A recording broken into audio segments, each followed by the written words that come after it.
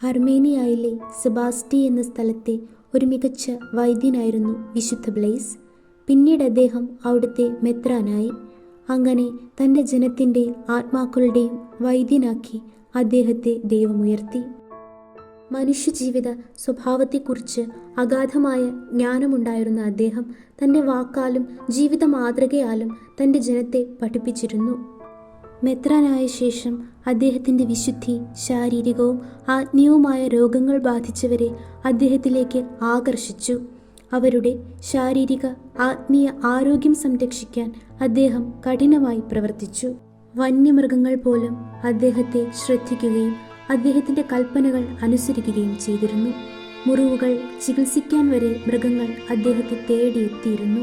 ആ കാലഘട്ടത്തെ മതപീഡന കാലത്ത് റോമൻ ചക്രവർത്തിയുടെ നിർദ്ദേശമനുസരിച്ച് കപ്പദോക്യായുടെയും അർമേനിയായുടെയും ഗവർണറായ അഗ്രിക്കൊളാസു ലിസിനിയൂസ് ബിഷപ്പ് ബ്ലെയ്സിനെ അറസ്റ്റ് ചെയ്തു.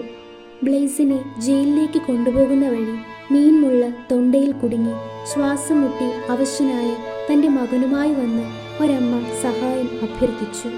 ഒരു പ്രാർത്ഥന ചൊല്ലിക്കൊടുത്ത് തൊണ്ടയിൽ മെഴുകുതിരികൾ വെച്ച് അനുഗ്രഹിച്ച് അദ്ദേഹം കുട്ടിയുടെ ജീവൻ രക്ഷിച്ചു.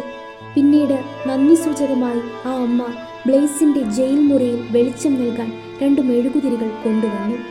ഈ അത്ഭുതങ്ങളൊക്കെ ഉണ്ടായിട്ടും ബിഷപ്പ് ബ്ലെയ്സിൻ്റെ ക്രിസ്തീയ വിശ്വാസം ഉപേക്ഷിച്ച് വിജാതീയ വിഗ്രഹങ്ങളെ ആരാധിക്കാൻ ഗവർണർ നിർബന്ധിച്ചു. എന്നാൽ ക്രിസ്തുവിലുള്ള വിശ്വാസം മുറുകെ പിടിച്ച് അത് ചെയ്യാൻ ബ്ലെയ്സ് വിസമ്മതിച്ചു. അതിനാൽ ഗവർണറുടെ ഉത്തരവനുസരിച്ച് ആദ്യം ചമ്മട്ടി കൊണ്ട് അടിക്കപ്പെട്ടു. പിന്നീട് കമ്പിളി ചീകാൻ ഉപയോഗിക്കുന്ന ലോഹ ചീപ്പുകൾ കൊണ്ട് ബ്ലെയ്സിൻ്റെ ശരീരം കീറി മുറിക്കുകയും തുടർന്ന് ശിരച്ഛേദം ചെയ്യുകയും ചെയ്തു.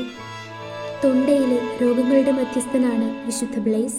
വിശുദ്ധൻ്റെ തിരുനാൾ ദിനത്തിൽ ഇന്ന് വിശ്വാസികളുടെ തൊണ്ടകളെ അനുഗ്രഹിക്കാൻ വൈദികൻ 2 മെഴുകുതിരികൾ ഉപയോഗിച്ചു വരുന്നു.